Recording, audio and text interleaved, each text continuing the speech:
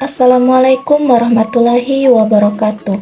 Yang saya hormati Ibu Ade Nurul Izzati, Keyoto Lembah SPD MPD, selaku dosen pengampu mata kuliah kritik sastra dan teman-teman yang saya banggakan. Di sini kami dari kelompok 4 akan menampilkan video pemaparan materi kami dengan judul materi Pendekatan Kritik Sastra Feminis.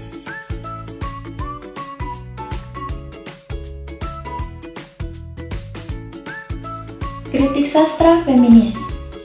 Kritik sastra feminis adalah salah satu kritik sastra yang berusaha mendeskripsikan dan mengkaji pengalaman perempuan dalam berbagai karya sastra, terutama dalam novel.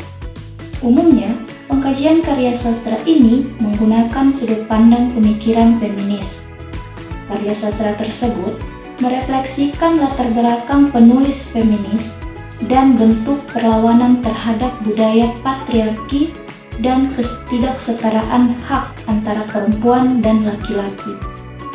Kritik sastra feminis juga termasuk dalam ragam karya kritik sastra untuk memanfaatkan kerangka berdasarkan pemikiran teoritis.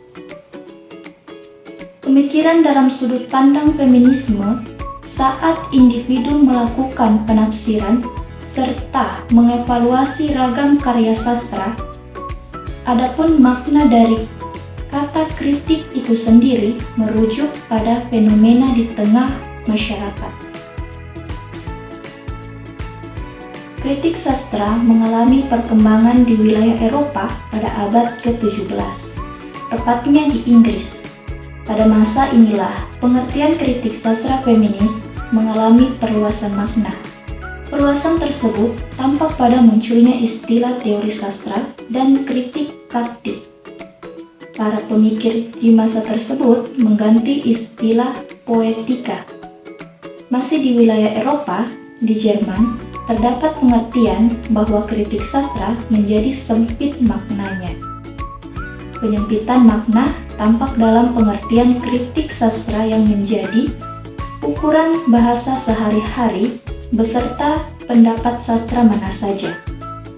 Kemudian, pengertian kritik sastra menjadi identitas kuat berbahasa di Inggris melalui terbitnya karya tulisan berjudul Principles of Literary Criticism pada tahun 1924 oleh E.A. Richard. Kritik sastra feminis menekankan pada pemahaman secara deskriptif terhadap penindasan kepada pihak perempuan di dalam sebuah karya tulisan.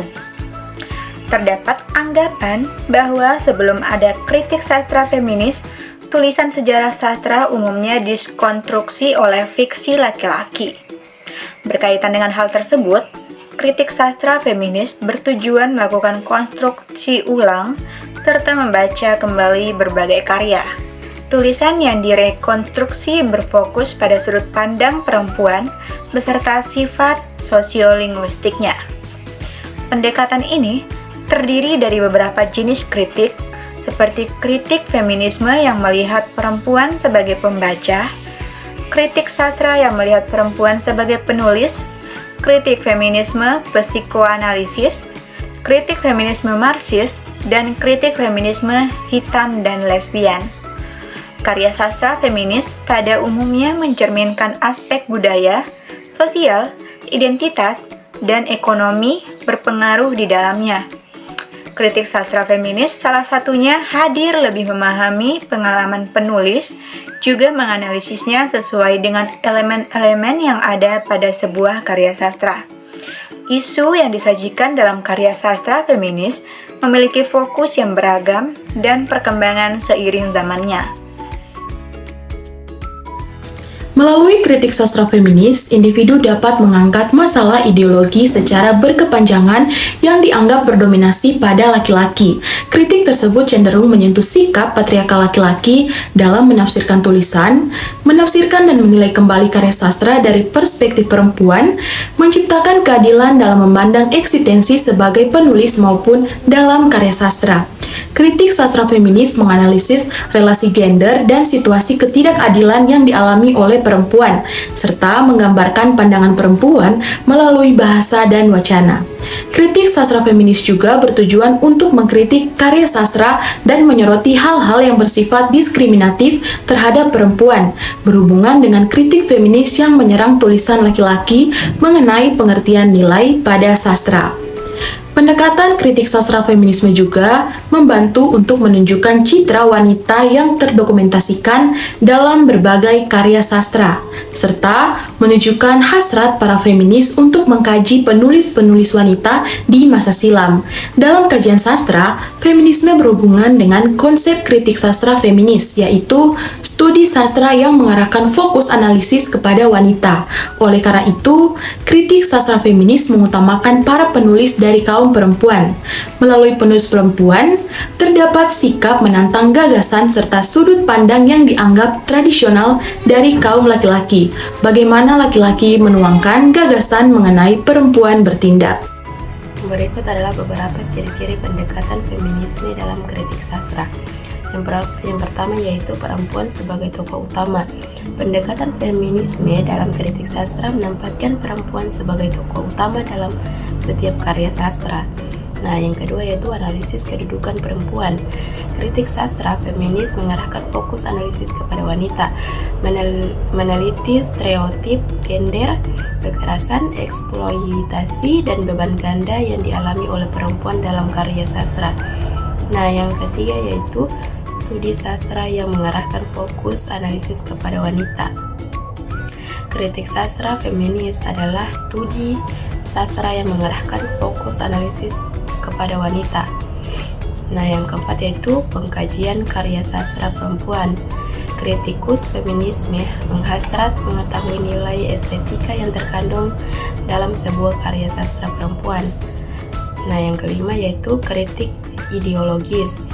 Kritik ini adalah kritik sastra yang mempertajam pisau analisis feminisme terhadap citra seorang perempuan terhadap karya sastra. Juga menganalisis sebab-sebab tidak diperhitungkannya perempuan dalam menciptakan sebuah karya sastra. Nah, yang keenam yaitu kritik yang mengkaji penulisan-penulisan wanita. Kritik ini adalah kajian yang dipusatkan pada analisis sejarah para sastrawan perempuan, tema yang diangkat dalam karya sastra, genre, dan struktur penulisan. Yang ketujuh yaitu kritik feminisme sosial. Kritik ini mengkaji para tokoh-tokoh perempuan yang terdapat dalam sebuah karya sastra, dilihat dari sudut pandang kelas sosial dan kedudukan dalam keluarga.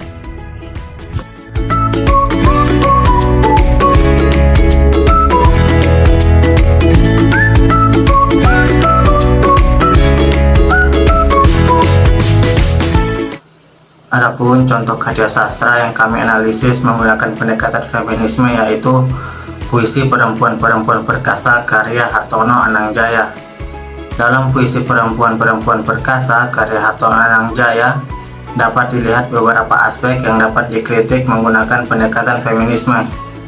Puisi ini menggambarkan perempuan sebagai pembawa bakul dan pemimpin dalam melakukan tugas rumah tangga seperti pergi ke pasar dan aktivitas domestik.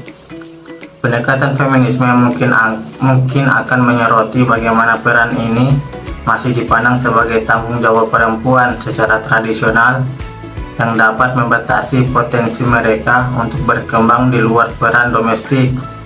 Meskipun perempuan digambarkan sebagai perempuan-perempuan perkasa yang kuat dan tangguh, feminisme dapat mengkritik pandangan ini karena seringkali memperkuat stereotip bahwa perempuan harus kuat dan bertahan dalam menghadapi kesulitan tanpa mempertimbangkan beban tambahan yang mereka hadapi sebagai akibat dari struktur kekuasaan patriarki.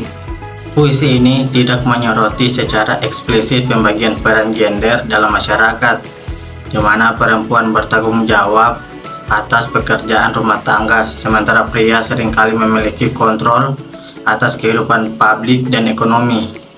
Pendekatan feminisme akan mengajukan pertanyaan tentang bagaimana pembagian gender ini mempengaruhi kemandirian dan kesejahteraan perempuan secara keseluruhan.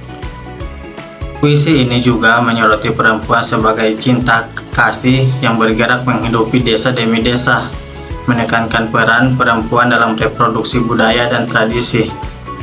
Pendekatan feminisme akan meneliti apakah peran ini memberikan kekuatan atau justru membatasi perempuan dalam mencapai kesetaraan dan kebebasan individu.